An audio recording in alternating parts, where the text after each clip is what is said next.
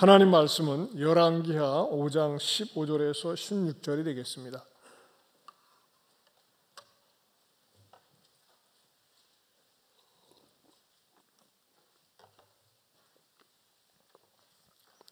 열왕기하 5장 15절 16절 우리 같이 봉독합니다. 나만이 모든 군대와 함께 하나님의 사람에게로 돌아와서 그의 앞에 서서 이르되 내가 이제 이스라엘 외에는 온 천하에 신이 없는 줄을 아나이다. 청하건대 당신의 종에게서 예물을 받으소서 하니 이르되 내가 섬기는 여호와께서 살아계심을 두고 맹세하노니 내가 그 앞에서 받지 아니하리라 하였더라. 나만이 받으라고 강건하되 그가 거절하니라. 아멘. 이 저녁에 나온 여러분들 모두에게 하나님께서 큰 평강 주시기를 바랍니다. 아멘. 우리 옆에 분들하고도요, 하나님께서 큰 평강 주시기 바랍니다.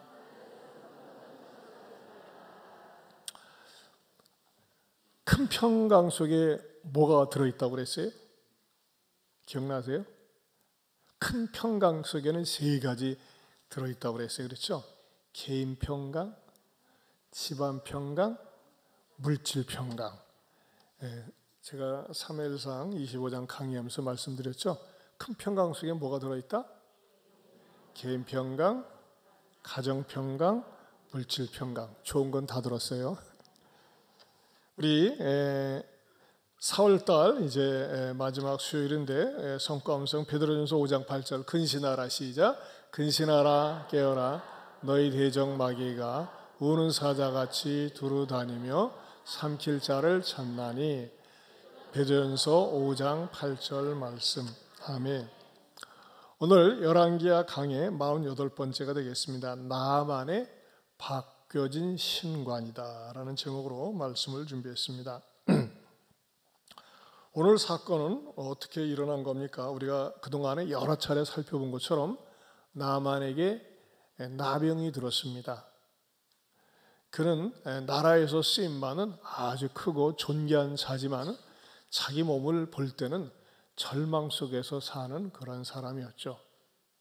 그리고 역사 이래로 이 나병을 고친 사례가 없습니다. 물론 최근에 현대 들어서는 거의 사라진 그런 병이기도 하고 의학이 발달했습니다만 고대 사회는 나병은 천형이다 그랬어요. 하늘의 저주받은 병이다. 그러는데 나만이 전쟁 속에서 포로로 잡아온 한 어린 소녀가 나만의 옷을 빨다가 아이고 뭐니라 아이고 징그러 이게 뭐야. 우리 장군님 속옷 속에 말이죠 몸에서 떨어져 나간 그런 살 피부가 껍데기가 붙어있는 걸 보고 이야 우리 장군님께서 이러한 병에 걸렸구나 하면서 안타까운 마음으로 어떻게 했다고 그랬어요? 그대로 죽어라.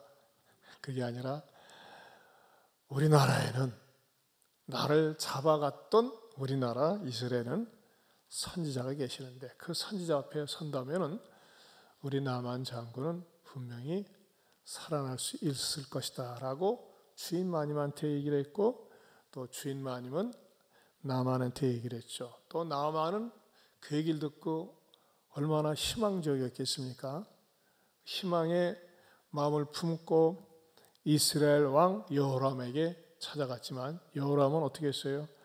잘 오셨습니다. 우리나라에 신통방통한 선지자가 계십니다. 그랬습니까? 아닙니다. 모자라가지고 소리 지르고 옷을 찢고 이게 무슨 모함이냐 전쟁하려고 하는 거냐 깊이 생각해 보라 하면서 부정적으로 거부했습니다. 그런데 그것이 삽시간에 소문이 퍼져가지고 왕이 옷을 찢었디야. 왜 그랬대? 이런 사연 가지고 그랬대. 그때 엘리사가 그 내용을 듣고 내게로 보내더라고. 그리고 엘리사에게 갑니다.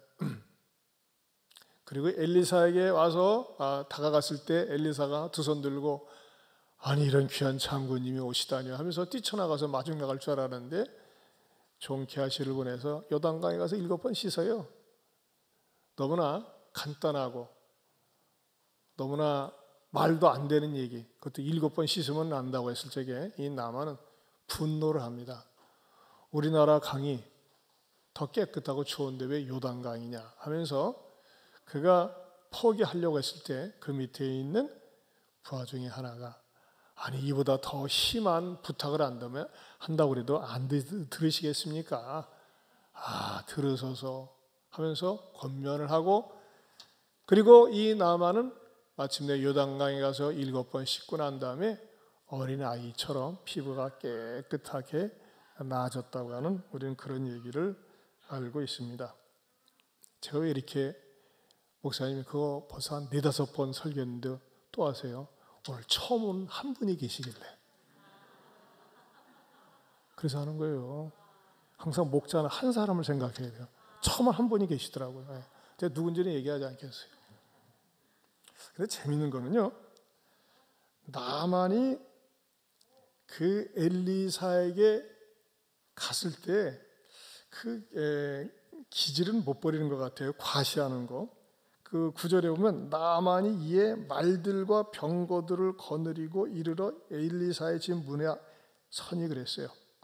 말들하고 병거 필요 없는 거거든요. 그렇지 않아요? 집 몸뚱아리 가면 가는 데는데 그렇다고 뭐 이렇게 상대방이 무슨 장군을 만나러 가는 것도 아니고 선지자를 만나러 가는데 이거 뭐야? 이게 일종의 과시욕에 이래 봐도 말이야 내가 말들과 병거들 몰고 가니까 우리는 말이죠 모르겠어요. 아주 씩씩한 말만 봐도 말이죠 감탄을 하는데 말들과 병거들을 거느리고 갔다 그랬어요.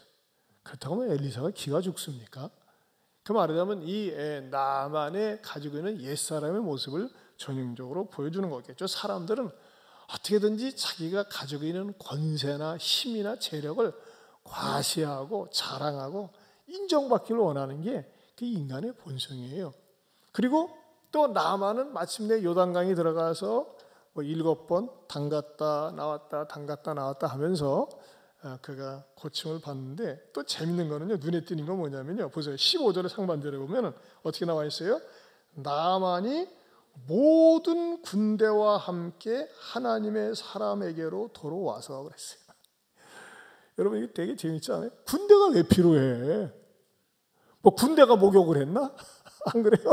군대가 요단강에 간 게 아니잖아요. 자기 혼자만 들어갔다 나왔는데 이게 뭐예요? 이 인간이 가지고 있는 그 과시욕, 내가 가지고 있는 권세, 능력 이런 것을 사람들한테 좀 이렇게 재는 것에 대해서 속성이 참 죽지 않는구나. 한마디로 얘기해서 옛사람의 속성이 죽지 않는 그런 모습을 여전히 보여주고 있다고 하는 것을 새삼스럽게 깨닫는다고 하는 것입니다. 자, 나만이 처음에 엘리사를 만나면 나병이 고침받을 수 있다는 말을 듣고 갔을 때 엘리사하고 만났어요? 못 만났어요? 네? 못 만났어요. 그렇죠? 누가 했어요? 그 종을 통해서 가서 씻어 7번 그렇게 전달만 하고 말았거든요. 근데 이번에는 아니에요. 이제 고침받았으니까 만나고 싶은 거예요. 그러면서 군대와 함께 그 앞에 왔습니다. 보세요. 15절에 보면 나만이 모든 군대와 함께 하나님이 사람에게로 돌아와서 이번에는 뭐예요? 그의 앞에 서서 정식으로 만난 거예요. 치료함 받고 서서 또 엘리사도 만나주죠. 그 앞에 서서 이르되 뭐라고 고백을 합니까? 내가 이제 이스라엘 외에는 온 천하에 신이 없는 줄을 아나이다. 거기다 밑줄을 주세요. 내가 이제 이스라엘 외에는 온 천하에 신이 없는 줄을 아나이다 라고 이 나만이 고백을 하고 선언을 하는 것입니다. 자, 이 한마디 고백 속에서 발견할 수 있는 것이 뭘까요? 나만과 대부분 모든 사람들은요, 다신론적인 사상을 가지고 있다고 하는 것입니다. 결국 이 말은 무슨 말입니까? 내가 이제 이스라엘 외에는 온 천하에 신이 없는 줄을 아나이다. 이것을 뒤집으면요, 자기가 고침받기 이전에는 각 나라마다 각 신이 있고 잡신이 있고 필요한 신이 있고 만들어낸 신이 있다고 하는 겁니다. 그렇죠? 여기에서 나만의 신관을 발견할 수 있다고 하는 것이죠. 지금도 많은 사람들이 왜 예수만 믿어야 하느냐라고 하는 그리스도인들이 전도하는 유일한 전제 속에 기분 나쁜 게 있어요. 왜 서양 종교를 믿어야 하느냐? 여러분, 예수님은 서양 종교가 아니에요. 저 서남아시아 종교입니다. 그리고 왜 이스라엘 출신의 예수를 믿어야 하느냐? 우리나라의 신도 있는데, 단군 신도 있는데, 부처님도 있는데, 부처님 우리나라 신 아니에요. 그렇잖아요. 근데 뭐 부처님 부처가 우리나라 고유한 신인 것처럼 아니에요. 저 인도에서 태어나가지고, 인도입니까? 네팔에서 태어나가지고 도 닦다가 이렇게 흘러 넘쳐서 이렇게 온 거지, 우리나라 고유한 신은 아니라고 하는 것입니다. 그러나 어쨌든지 간에 중요한 것은 뭐냐? 모든 나라마다 토속 종교가 있고 모든 나라마다 자기네들이 믿는 그 신들이 있습니다. 전 세계에서 가장 많은 신을 보유하고 있는 나라는 인도 아니겠습니까? 인도는 자기네 인구보다도 신이 많습니다. 심지어는 선진국이라고 하는 일본도 뭐 제가 오래전에 알고 있기로 귀신만 600만 귀신이 있다고 그러고 800만 귀신이 있다고 그러는데, 어쨌든지 신들이 많은데 이 나만이 깨달은 가장 좋은 그 사상 가운데 하나는 뭐냐? 이제 내가 이스라엘 외에는 온 천하에 신이 없는 줄을 아나이다. 여러분, 저는요, 이 나만의 고백 속에서 우리가 나만과 같은 똑같은 경험을 한 것은 아니지만, 저는 성령님께서 이 저녁에 온 천하에 하나님 외에는 참된 신이 없습니다. 하나님 외에는 섬길 수 있는 신이 없습니다. 하나님 외에는 우리가 찬양을 드릴 신이 없습니다. 이것을 깨달을 수 있기를 축원합니다. 이 나만이 고백하는 내가 이제 이스라엘 외에는 온 천하에 신이 없다라고 하는 말을 성경신학적으로 바꿔서 얘기하면요, 유일신 사상입니다. 이전에는 잡신을 섬겼어요. 골라 잡고 섬기고 필요할 때 그때마다 어디서 만들어 놓으면 섬기고 그랬는데, 이 고백 속에서는 무엇을 경험하는 거예요? 이스라엘 백성들이 섬기는 신은 유일신이고, 유일신이면서 어떤 신입니까? 창조주 신이라고 하는 것입니다. 자, 이 나만이 문둥병으로 말미암아 몸이 썩어져 가고 있습니다. 그런데 엘리사의 말씀에 순종을 하면서, 사실 요단강 물이 그를 고친 거 아니에요. 어떤 사람은 착각해요. 요단강 물이 효험이 있는 것처럼. 지금도 저 성지순례 가면요, 지금도 그래요. 요단강 물이 사실 안 깨끗해요 지금. 근데 그 물을 마시기도 하고 병에 담기도 하고, 지금도 가면 말이죠, 그 요단강 물에 가서 제세를 받는 분들이 그렇게 많이 있어요. 그런 것들이 어떻게 보면 우상화되는 거예요. 근데 어찌됐든지 간에 이 나만이 고침을 받은 것은 요단강 물에 들어가서 고침을 받은 것이 아니라 엘리사가 전한 말씀에 순종하면서 치유를 받은 것입니다. 그런 의미에서 여러분, 가장 중요한 메시지는 뭐냐? 우리가 항상 말씀을 붙드는 신앙이 되어야 한다는 것입니다. 나만이 고백한 이 고백은 뭡니까? 내가 이제 이스라엘 외에는 온 천하에 신이 없는 줄 아나이다 라고 하는 이 고백 속에서 내 몸 안에서 재창조가 일어난 것을 경험한 거예요. 왜 그러느냐?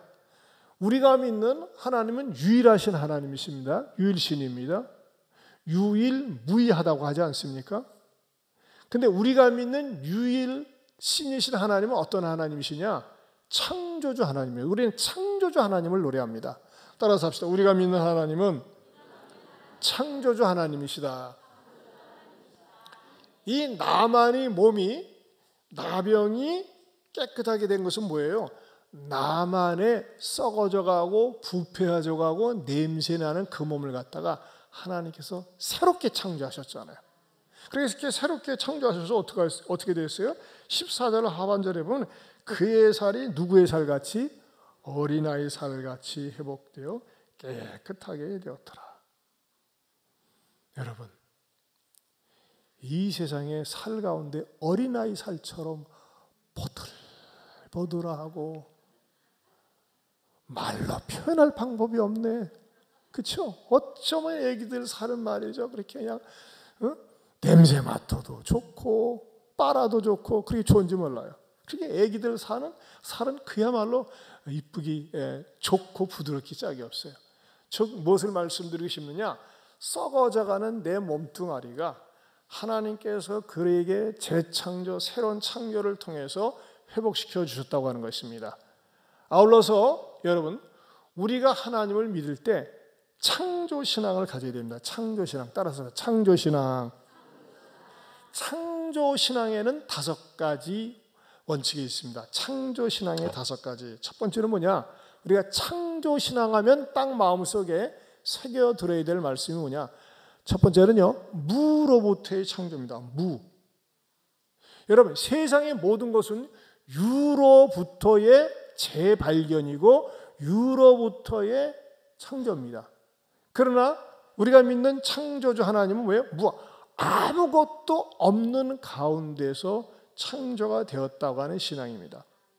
여러분, 진화론은 말이죠. 뭐 블랙홀이 어쩌고 미생물이 원숭이가 어쩌고 하지만 그것도 뭐예요? 유로부터 나온 거예요. 일단은 유로부터.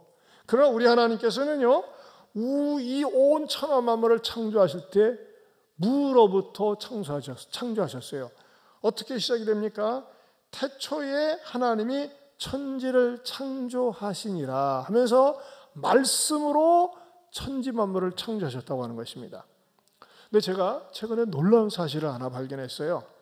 창세기 1장에 하나님께서 말씀으로 천지를 창조하시니라 하셨는데 이것을 갖다가 태초에 하나님이 천지를 창조하시니라 이것을 갖다가 풀어서 좀 더 이해 쉽게 설명한 성경이 있습니다. 혹시 아십니까? 네, 어디 있냐면요. 야, 참 저는 보고서 너무 감동을 받아요. 레위기 10장입니다. 레위기라는 예레미야 10장. 예레미야 10장.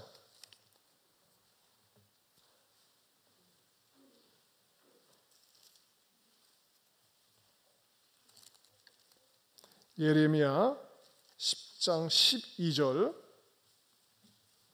12절.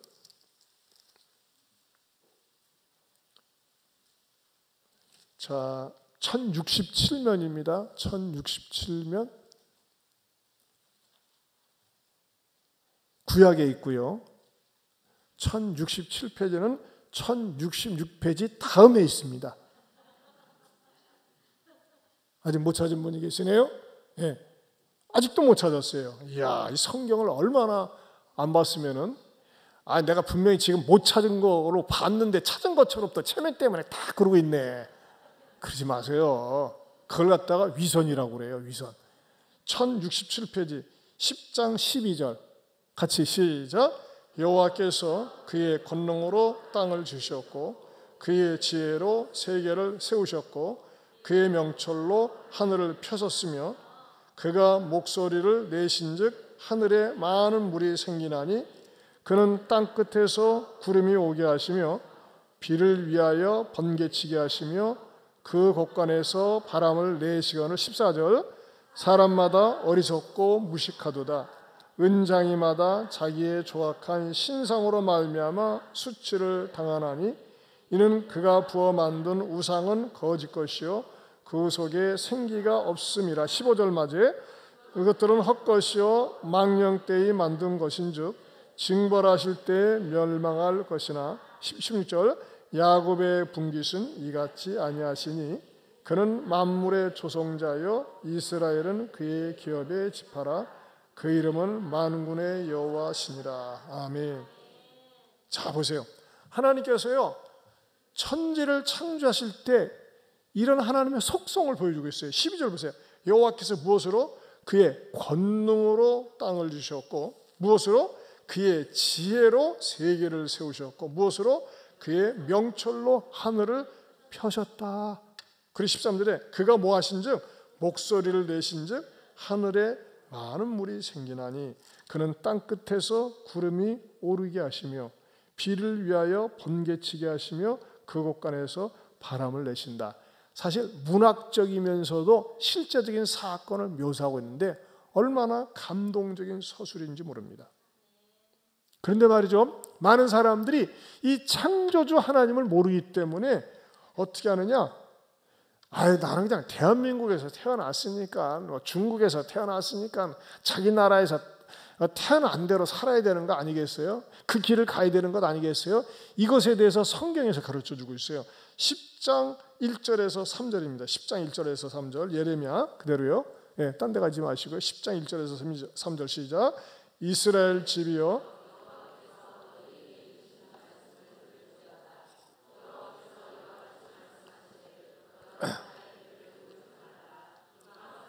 하늘의 징조를 두려워하거니와 너희는 그것을 두려워하지 말라.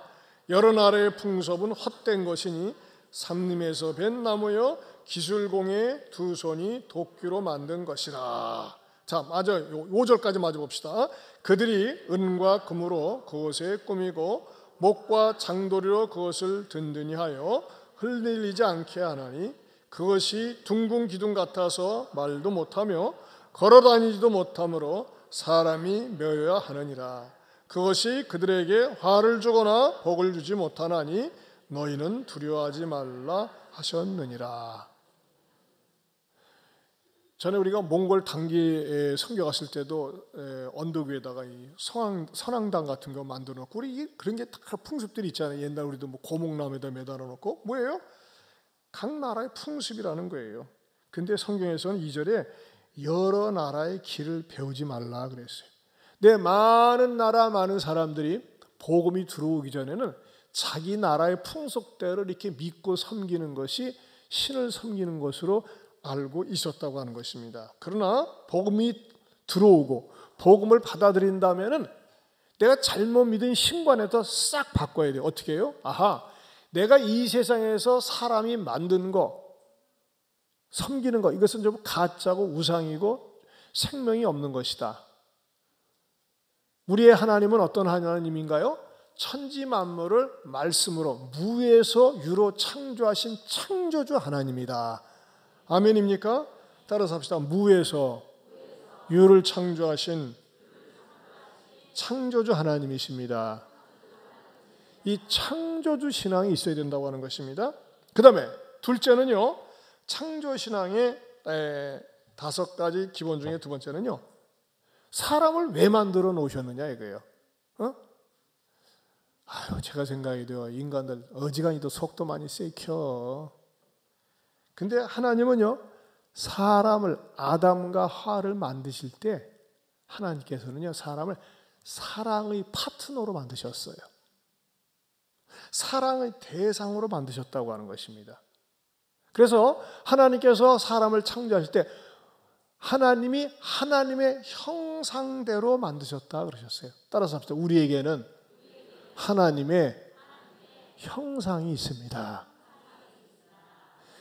하나님의 형상대로 만들었다고 하는 말을 좀 유식하게 얘기하면 뭐라고 얘기합니까?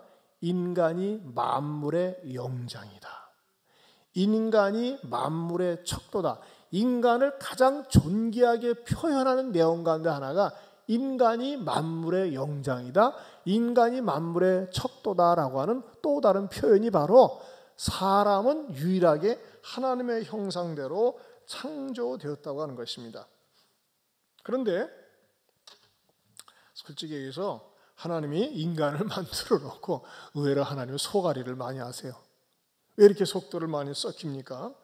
그런데 우리가 이제 하나님의 형상, 하나님의 이마고 데이라고 하는데 하나님의 형상이라고 할 적에 언뜻 우리들에게 들어오는 그 이미지는 뭐냐면요, 하나님도 우리와 같은 사람의 모습을 갖고 계신 것처럼 생각하는 경향들이 많이 있습니다. 그러나 우리가 성부 하나님은 눈으로 볼 수 없는 분이고 눈으로 볼 수 있는 하나님으로 오신 분은 바로 예수님입니다. 예수님은 하나님의 아들이시면서 하나님이시거든요. 그런데 하나님과 인간에게는 하나님이 똑같이 갖고 계시는 속성이 있고 하나님만 갖고 계시고 인간이 갖지 못하는 속성이 있어요. 이걸 구분해 놓으셨어요. 하나님만 오직 하나님만 갖고 계시는 속성을 일컬어서 신학적으로 비공유적 속성이라고 합니다. 비공유적. 우리 인간하고 공유하지 않는 속성이에요. 그 비공유적 속성이 뭘까요? 첫째는 완전성이에요. 하나님은 완전하세요. 그렇죠? 우리에게는 흠이 많잖아요. 하나님은 완전하세요. 또 두 번째, 하나님의 속성은요, 무변한다는 겁니다. 변함이 없으세요. 어제나 오늘이나 영원토록 변함이 없는 그 속성이 하나님의 무변성이다. 또 하나님은 어떤 속성을 갖고 계세요? 절대적이라고 하는 것입니다. 우리는 상대적이에요. 그렇죠? 하나님은 절대적인 분이세요. 절대적이기 때문에 우리 상대적인 인간이 하나님께 다가갈 수 없습니다. 그 다음에 네 번째로 하나님은 초월성을 갖고 계세요.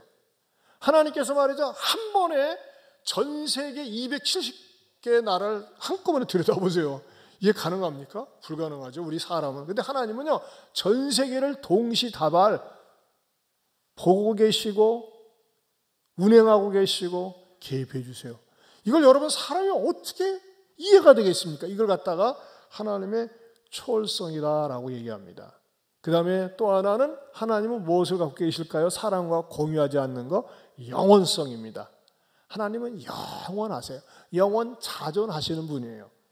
자, 그런데 하나님이 이런 하나님이 우리 인간과 공유하기 원하는 하나님의 형상을 지니고 있기 때문에 같이 나눠 갖기 원하는 속성을 우리에게 주셨다고 하는 것입니다. 그게 뭘까요? 사랑이라고 하는 속성이에요. 하나님 사랑하세요?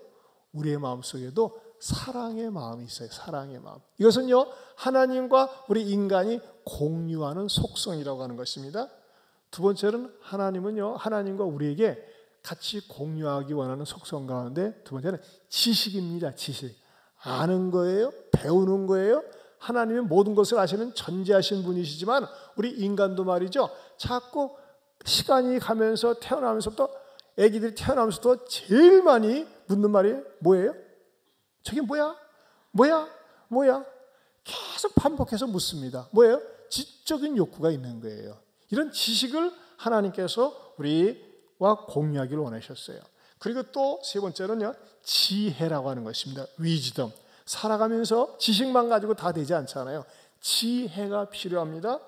그 다음에 하나님과 우리가 같이 공유할 수 있는 속성 가운데 하나는 뭐냐? 도덕성입니다. 짐승에게는 도덕이라는 게 없어요. 그러나 사람에게는 천륜, 일륜이라는 게 있는 것처럼 그것도 하나님께서 우리들에게 도덕성을 같이 윤리를 나눠갖기 원한다는 것입니다. 또 공유적 속성 가운데 인간이 누릴 수 있는 가장 축복은 무엇일까요? 그것은 바로 영적인 존재라는 겁니다. 사람에게만 영혼이 있으면서 영적인 삶을 맛볼 수가 있습니다. 네, 하나님은 영이시기 때문에 자, 이런 하나님을 우리 찬양합니다. 하나님 감사합니다. 참 수요일날 우리 이렇게 오신 분들만 듣기에는 참 사실 이 오늘 메시지 같은 경우는 굉장히 중요한 건데 또 언제 기회가 주어지면 주일날도 말씀을 드리겠습니다. 세 번째는요, 하나님께서 세상을 창조할 때 한꺼번에 확 창조하지 않고 단계적으로 창조를 하셨다고 하는 것입니다. 단계적으로. 그래서 첫째 날 빛이라 첫째 날, 둘째 날, 셋째 날 하면서 말이죠, 하나님은 단계적으로 세상을 창조하셨습니다. 그런데 여러분, 여기서 발견할 수 있는 영적인 진리가 뭘까요? 하나님은 질서의 하나님이세요. 무질서한 사람들, 무질서한 환경을 가보세요. 그야말로 지옥이 따로 없잖아요. 하나님은요, 세상을 질서 있게 아름답게 만드셨어요. 여러분, 질서가 있는 곳에 미가 있습니다. 아름다움이 있어요. 무질서한 곳에는요, 아름다움이 없습니다. 무질서한 곳에는 뭐가 있을까요? 두려움과 공포만 있을 뿐입니다. 그러나 질서가 있는 곳은 아름답기 짝이 없습니다. 왜? 하나님은 질서의 하나님. 이것은 하나님께서 단계적으로 세상을 창조했다고 하는 것을 보여주십니다. 그 다음에 네 번째로는요, 하나님은요, 사람 외의 모든 피조물을 다스리는 직분을 주셨어요. 다스리는 직분. 모든 것, 동물, 식물 모든 것을 갖다가 하나님께서는 다스리는 직분을 주셨다고 하는 것입니다.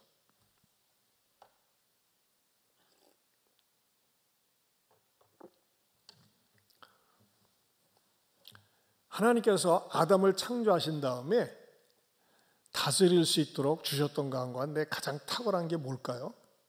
그것은요, 모든 동물들의 이름을 짓도록 한 것입니다.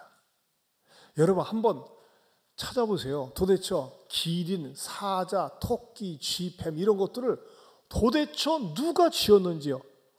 그 말이죠. 저자를 알지 못한 채 인류 역사 속에 도저히 흐르고 있어요. 저자가 없어요. 저자가. 그렇죠?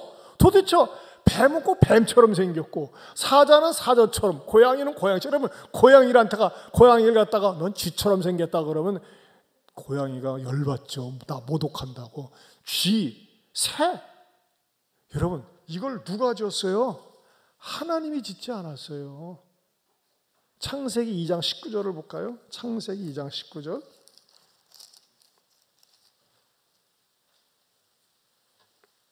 삼 페이지입니다.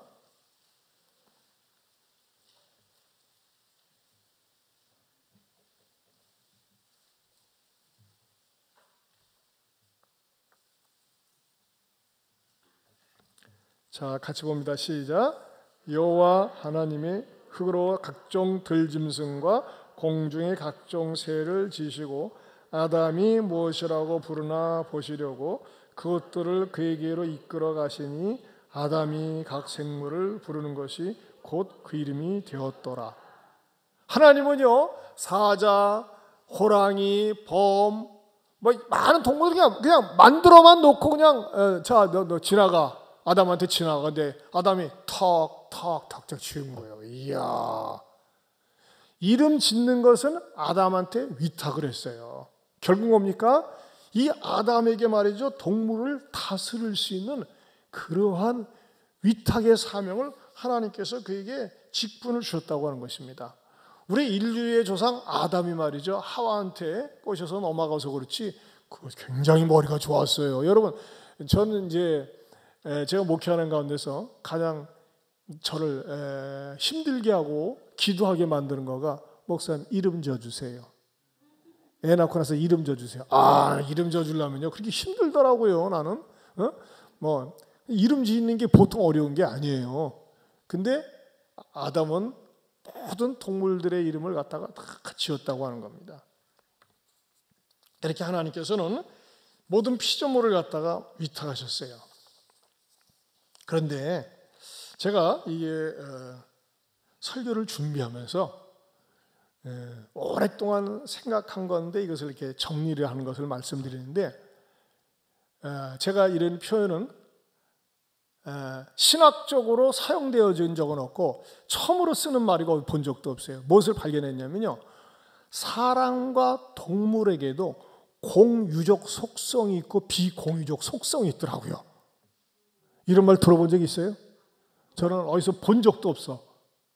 어머나, 사람과 동물 사이에, 우리가 하나님과 사람 사이에 공유적 속성이 있는 것처럼, 그리고 비공유적 속성이 있는 것처럼 동물과 사람 사이에도 공유적 속성이 있고 비공유적 속성이 있다. 내가 목사님한테 물어봐요. 송 목사님 들어본 적 있어 혹시 어디서? 없죠? 송 목사님 들어본 적 있어요? 없다니까요. 네. 근데 이제 제가 이렇게 얘기하는 걸 이용해서 어떤 사람이 이제 따먹을 수도 있겠지. 자기가 맞는 것처럼. 그러나 여러분, 최초로 제가 얘기하는 겁니다. 네. 맞는지 안 맞는지 모르지만 제가 생각할 적에는 나름대로 일리가 있다. 여러분, 사람과 동물의 공유적 속성이 뭘까요? 첫째는요, 본능이라는 게 있어요. 본능, 그렇죠? 사람에게도 본능이 있고 짐승들에게도 본능이 있습니다. 생육의 본능이 있어요. 그리고 두 번째는 무엇이 있을까요? 사람과 동물에게 선호 감정이 있다는 겁니다. 선호 감정. 개나 고양이 막 좋아하고 그러면요 막 따릅니다. 그러나 싫어하면요 개나 고양이도 다 싫어합니다. 요즘 얼마나 공원에 개, 고양이 많이 데리고 다닙니까? 특별히 개천지 아닙니까? 그렇지 않습니까? 개들을 갖다가 무진장 많이 데리고 다녀요. 제 아내가 경고를 하는데, 여보, 개 얘기할 땐 말 조심해야 돼.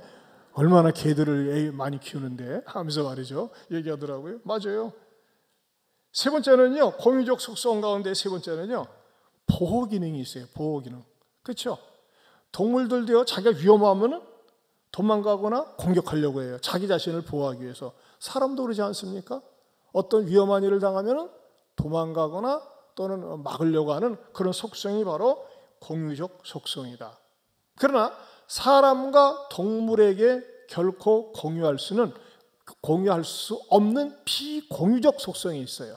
그것은 무엇일까요? 첫째, 창의성이 없다는 겁니다. 창의성. 개나 고양이는요, 아무리 잘해줘도, 심지어는 뭐 어떤 사람은요, 개 고양이 앉혀놓고 텔레비 보면 이해한다. 맞게 안 해. 그건 거짓말입니다. 절대 개 고양이가 아무리 텔레비전을 오래 봐도요, 드라마를 이해하거나 은혜 받아가지고 눈물을 흘리거나 웃지 않습니다. 왜 그렇죠?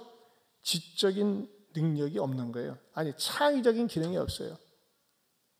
아무리 개한테, 고양이한테 호텔 같은 데서 살게 해주고, 뭐 좋은 거 주고, 뭐 이발소 데리고 가고, 요즘은 병원 가서 치료받는 데도 말이 더 많이 들어가요. 어른들보다, 사람들보다.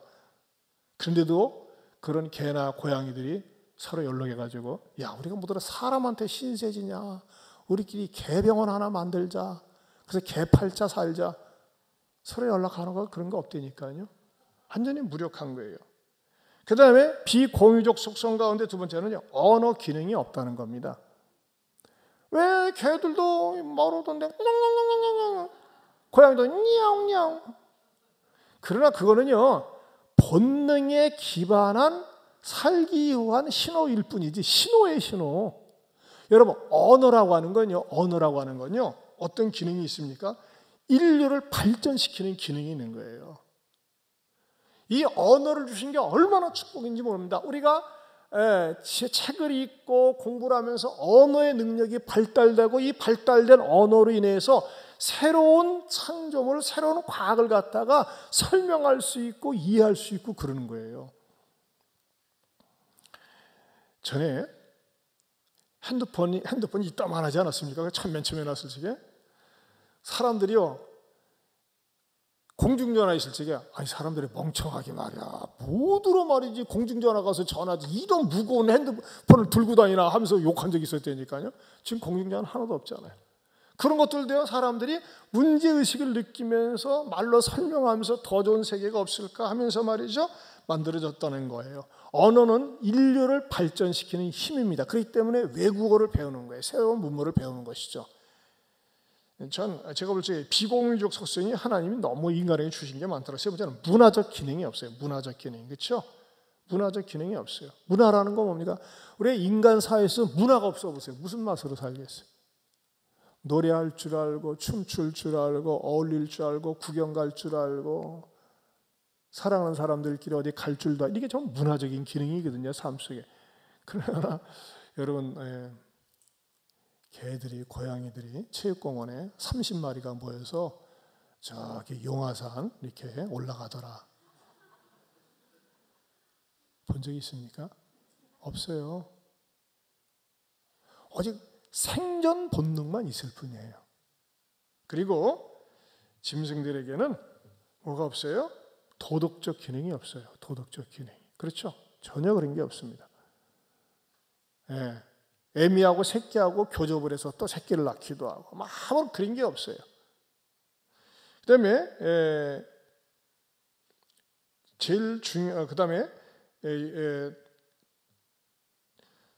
그 사회적 기능이 없어요. 사회적 기능이. 다섯 번째로 사회적 기능이 없다. 소위 사회적 기능이라, 우리 사람을 이끌어서 사회적인 동물이라고 하지 않습니까? 어떤 일을 위해서 같이 모여서 뭐를 합시다 하는데 이런 기능이 전혀 없어요. 짐승들이 말이죠, 그렇게 부당한 대우를 받고, 막 개들이나 고양이들이 말이죠, 때로는 인간들이 말이죠, 뭐 자동차로 끌고 가고 막 두들겨 패 죽인다고 그랬을 적에, 이야 못 살겠다, 우리도 짐승이다, 짐승의 권리를 돌려다오 해가지고 말이죠, 시청 앞에 모여가지고 그런 기능이 없어요. 단순히 생존 수단일 뿐이다. 여섯 번째로 가장 중요한 건데 영적인 기능이 없습니다. 여러분, 어떤 교회는요, 난 참 목사님의 마음도 넓은데 교인들 가운데서 개땜시로 교회를 못 나오는데 개를 봐줄 사람이 없어가지고 그래가지고 교회에다가 개 유치원을 마련했는데 개치원. 개를 데리고 오면 개를 돌봐준대. 야, 참나. 뭐예요 이게? 어떻게 돼가는 거예요? 여러분, 개는 개일 뿐이에요. 고양이는 고양이일 뿐이에요. 개들은요, 아무리 곳에 데리고 와도요, 영적인 기능이 없어요. 그런데 제가 말씀드리고 싶은 건 뭐냐면요, 특별히 일곱 번째로 우리가 많이 보는 게 애완견이고 애완고양이이기 때문에 말씀을 드리는데, 어디까지나 개나 고양이는요, 우리 사람과의 관계에서 주종관계입니다. 개나 고양이는요, 종이고 사람은 주예요. 그러나 하나님과 우리의 관계는요, 인격적 관계입니다. 사랑하는 관계예요. 사랑을 주고받는 관계예요. 그러나 동물들은요, 주종관계, 주인이, 우리가 주인이고 개들은 종이에요. 그런데 문제는 뭐냐?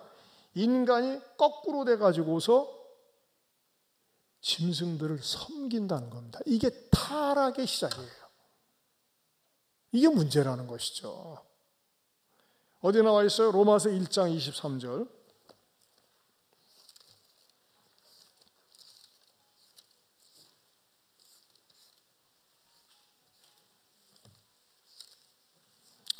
사실 오늘 저녁 메시지는 좀 이렇게 모든 성도들이 다 좀 들었으면 좋은 메시지인데 좀 아쉽기는 해요.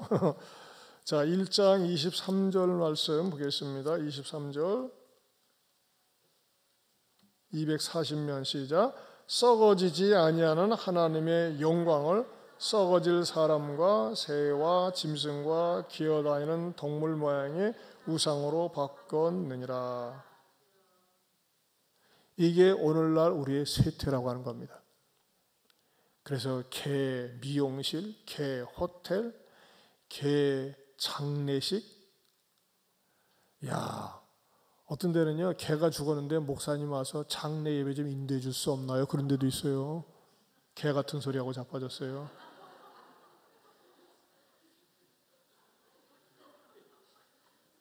내가 너무 센가? 온라인으로 예배 드리는 가운데 개 때문에 못 나오신 분이 있으면 당신은 개 같은 존재밖에 안 됩니다. 여러분, 그거는요, 우상이에요. 우상. 우상을 잘 받들으면 심판밖에 없어요. 이런 부분 때문에 저는 아부하고 싶지 않아요. 우리는 하나님의 형상대로 지음받은 정말 하나님이 너무너무 소중하게 만든 하나님의 사랑의 파트너예요. 그리고 우리는 영적인 기능을 갖고 하나님을 유일하게 예배할 수 있는 하나님의 사람들입니다. 그러나 여러분, 동물들에 대해서 제가 학대하라는 건 아니에요. 그러나 그것에 푹 빠져가지고 말이죠. 제가 이런 말을 들으니까 화가 나요. 왜 시집 안 가? 개 때문에 안 간대? 진짜예요. 고양이 때문에 안 가는 사람이 있어요. 종종 뉴스에 나요. 집안에 고양이 막 수십 마리 만들어 놓고 개집 만들어 놓고 저것들 누가 키우냐고 그래요. 제가 아는 어떤 분은요, 고양이를 많이 키우는 것 때문에 이혼한 사람도 있어요. 와, 진짜 비극이에요, 비극. 여러분들 가운데 혹시 그런 사람 있으면 제대로 가르쳐 주세요. 사람과 동물에게는 이렇게 분명한 차이점이 있다고 하는 겁니다. 그리고 이 하나님의 창조 신앙의 다섯 번째는요, 지금도 창조 역사는 계속된다는 것입니다. 지금도 창조 역사는 이루어지고 있다. 그게 무슨 말이냐? 여러분, 아무리 멍청하고 미련한 사람도요, 하나님을 믿고 성령을 받으면 성령이 창조의 영이기 때문에 창의적인 생각을 주십니다. 여러분, 아이들 공부 못하는 거 너무 걱정하지 마세요. 두려워하지 마세요. 이 아이가 은혜 받으면 되고 이 아이가 성령 받으면 가능합니다. 오르게 그런 집사님이 계세요. 6학년 때까지 사칙 연산, 더하기, 빼기, 곱하기, 나누기를 못하는 그런 자녀가 있었어요. 6학년인데. 그리고 한글도 잘 못 읽었어요.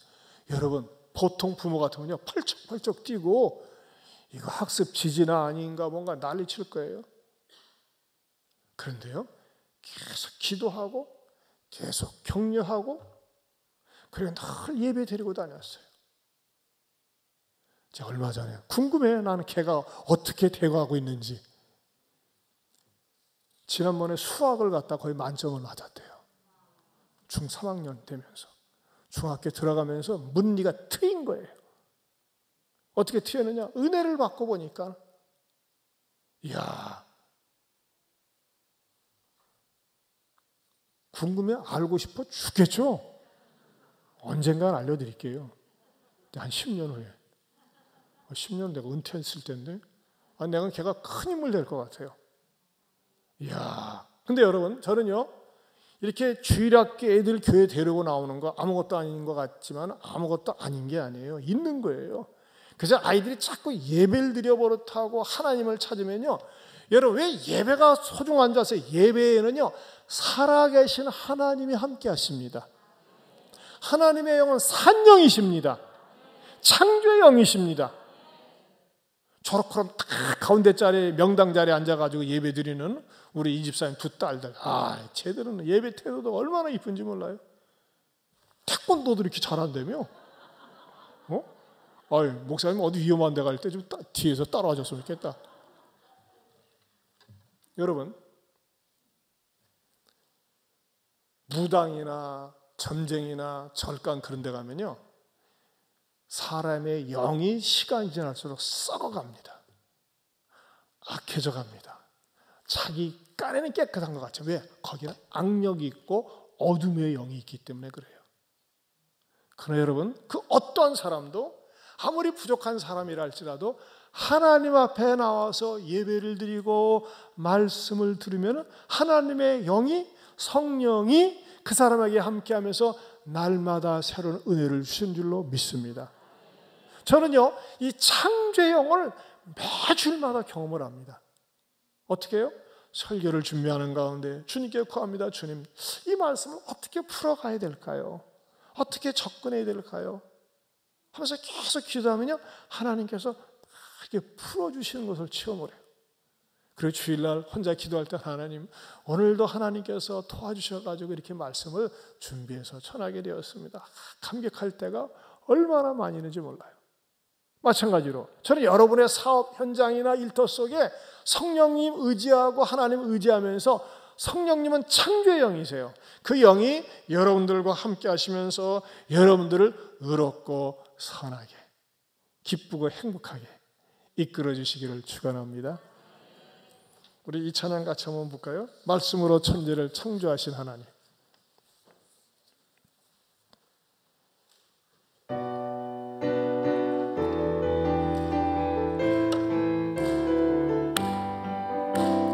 말씀으로 천지를 창조하신 하나님, 우리는 주님의 귀한 창자들, 명령하라 힘차게 선포하라 의심치 말고, 명령하라 믿음 가지고 선포하라. 있을지어다 그대로 되니라. 주님이 보시기에 좋았더라. 있을지어다 그대로 되니라. 주님이 보시기에 좋았더라.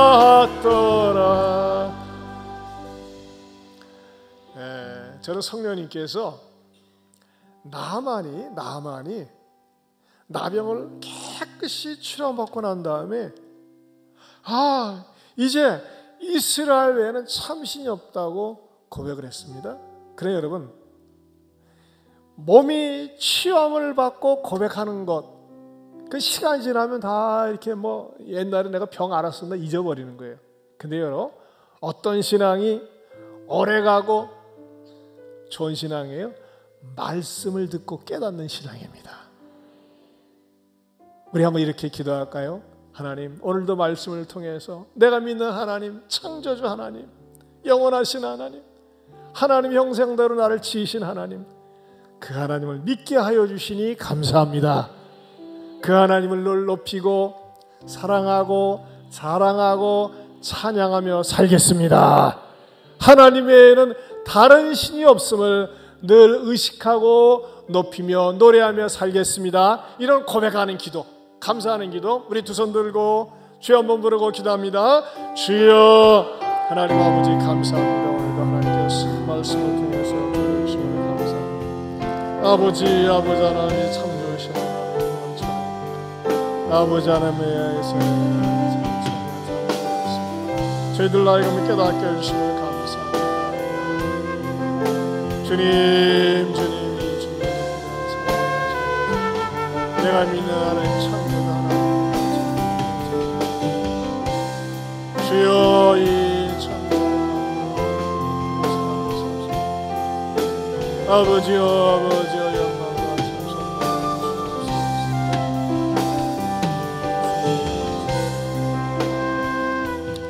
하나님 아버지, 나 같은 존재가 무엇이간데 주께서 내 마음을 녹이셔서 복음 듣고 이 건강한 예안교회 좋은 교회에 오게 하셨단 말입니까? 너무너무 감사합니다.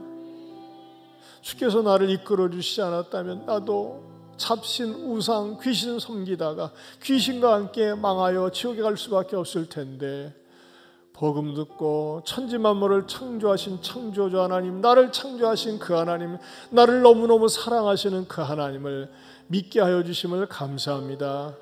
이 하나님을 믿는 것에 대해서 자부심을 가지고 긍지를 가지고 늘 하나님을 높이며 사랑하며 자랑하며 찬양하며 살게 하여 주옵소서. 이제는 우리 주 예수 그리스도의 은혜와 하나님 아버지의 변함이 없는 사랑과 성령님의 감화감동 교통하심의 은혜가 이 지구상에는 유일하신 창조주 하나님, 삼위일체 하나님 밖에는 섬길 이가 없음을 믿고 고백하고 돌아가는 모든 성도들 위해 영원토록 함께 있을지어다. 아멘.